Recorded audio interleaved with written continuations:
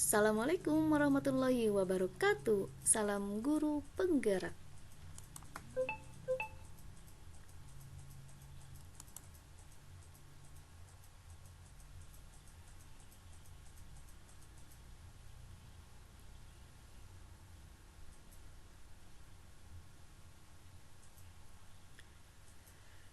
LMS 1.1.A.8 Koneksi antar materi. Kesimpulan dan refleksi modul 1.1 bersama Devi Findriawati.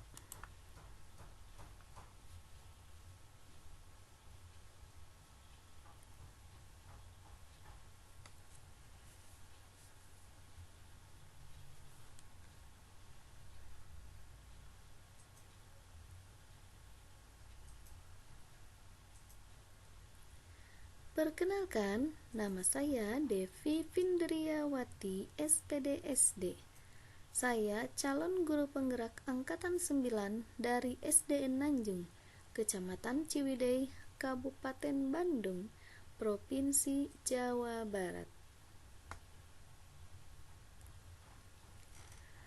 Pada kesempatan ini, saya akan menyampaikan kesimpulan dan refleksi terhadap materi modul 1.1 tentang pemikiran filosofis Ki Hajar Dewantara.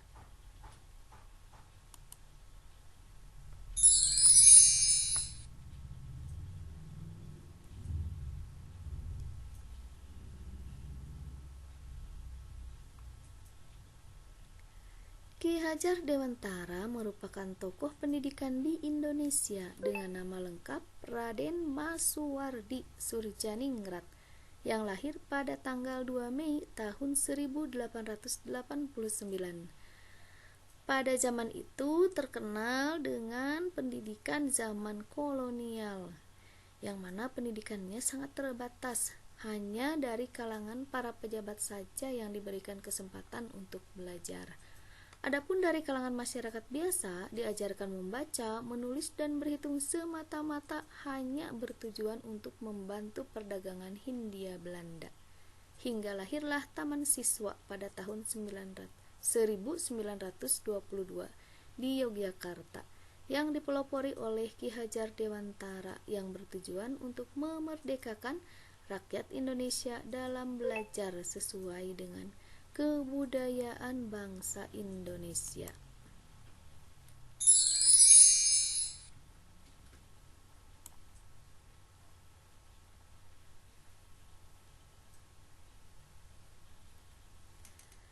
Menurut Ki Hajar Dewantara, pendidikan dan pengajaran merupakan usaha persiapan dan persendian segala kepentingan hidup manusia, baik dalam hidup bermasyarakat maupun hidup berbudaya dalam arti yang seluas-luasnya. Ki Hajar Dewantara meyakini bahwa untuk menciptakan manusia yang beradab dan berbudi pekerti luhur, salah satu kunci utamanya adalah melalui pendidikan. Ki Hajar Dewantara juga menjelaskan bahwa pendidikan itu menuntun segala kekuatan kodrat yang ada pada anak-anak, agar mereka dapat mencapai keselamatan dan kebahagiaan yang setinggi-tingginya, baik sebagai manusia maupun sebagai anggota masyarakat.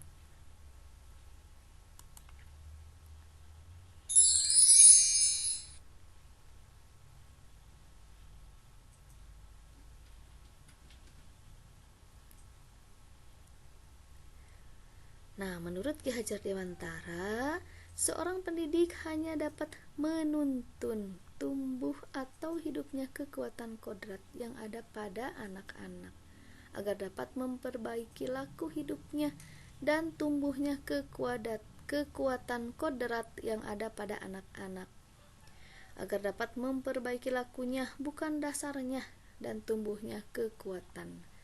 Dasar pendidikan menurut Ki Hajar Dewantara adalah anak berhubungan erat dengan kodrat alam dan kodrat zaman, di mana kodrat alam berkaitan dengan sifat dan kearifan lokal budaya di lingkungan tempat tinggal anak tersebut, Sedangkan kodrat zaman berkaitan dengan perkembangan zaman saat ini. Guru diibaratkan sebagai petani yang senantiasa merawat tanamannya dengan menyiramnya, memberinya pupuk, dan menjaganya dari serangan hama lainnya, sehingga tanaman tersebut dapat tumbuh dengan subur tanpa merubah benih asalnya.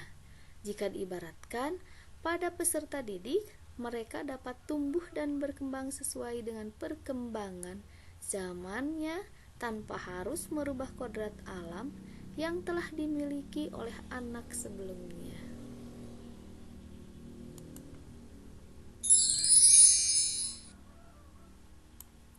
Nah, semua itu sesuai dengan semboyan Ki Hajar Dewantara, yaitu yang pertama, ing ngarso sung tulodo. Artinya, kita sebagai guru yang berada di depan harus memiliki sifat dan perilaku yang baik dan pantas untuk dijadikan contoh bagi anak didiknya, sehingga dapat dijadikan teladan agar dapat menuntun siswa ke arah yang lebih baik lagi.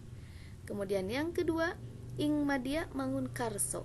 Artinya, kita sebagai guru berada di tengah untuk memberikan motivasi ataupun membangun semangatnya mulai dari niat dan kemauannya agar siswa dapat berperan aktif dalam proses pembelajaran.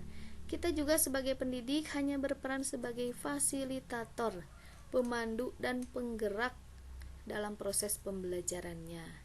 Dan yang ketiga yaitu tuturi handayani. Artinya, kita sebagai guru berada di belakang untuk memberikan dorongan kepada siswa, mengamatinya, mengikuti, dan mengarahkan anak didiknya dari belakang, supaya mereka belajar sesuai dengan keinginannya, sehingga terciptanya suasana belajar yang menyenangkan.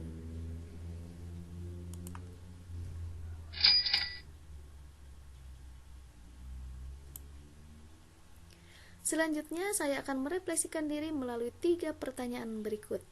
Yang pertama, apa yang Anda percaya tentang murid dan pembelajarannya di kelas sebelum Anda mempelajari modul 1.1?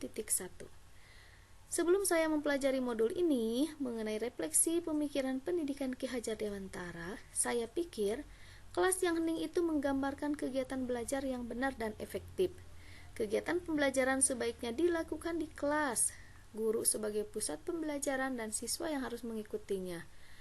Dan kegiatan pembelajaran dikatakan berhasil atau tuntas ketika anak dapat menyelesaikan tugasnya dengan tepat. Nah, yang kedua, apa yang berubah dari pemikiran atau perilaku Anda setelah mempelajari modul ini?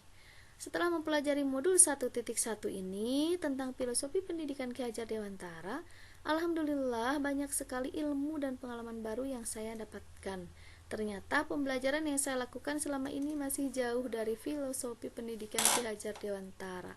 Contohnya, kelas yang hening itu ternyata tidak menggambarkan pembelajaran yang efektif. Akan tetapi sebaliknya, kelas yang ramai dengan anak-anak yang aktif dan kreatif dalam mencari ide atau gagasan baru dan mengemukakan pendapatnya dengan penuh percaya diri merupakan kelas yang efektif. Sehingga mulai saat ini, saya akan berusaha memberikan anak kesempatan untuk melakukan pembelajaran sesuai dengan minat dan bakatnya, namun tetap dalam batasannya. Kemudian, kegiatan pembelajaran tidak harus selalu dilakukan di kelas, tetapi bisa dilakukan di mana saja, sesuai dengan kebutuhan siswa.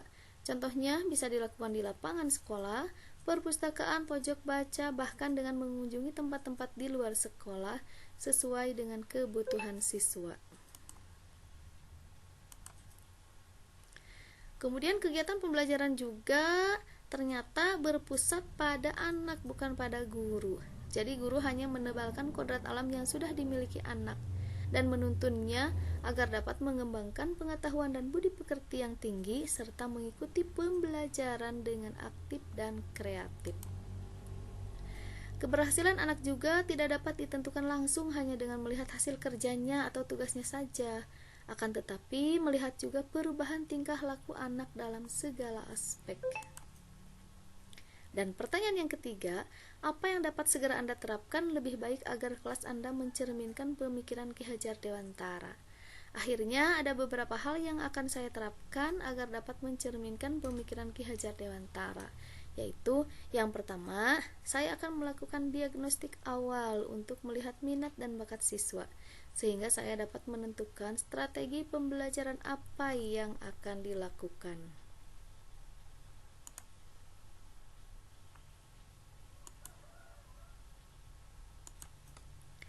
Kemudian, dalam materi-materi tertentu, saya mengajak anak untuk melakukan kegiatan di luar sekolah atau di alam terbuka, agar pembelajaran lebih bermakna bagi anak. Selain itu juga dapat menghilangkan kejenuhan dengan merefreshnya lagi.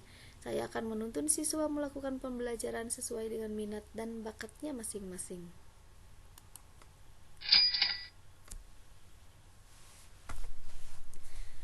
Selanjutnya, menciptakan suasana belajar yang aman, nyaman, dan tentram, melaksanakan pembelajaran yang berpusat pada murid dengan memberikan pertanyaan-pertanyaan pemantik agar anak dapat berpikir kritis, berperan aktif dan kreatif, sehingga pembelajaran lebih menyenangkan dan bermakna.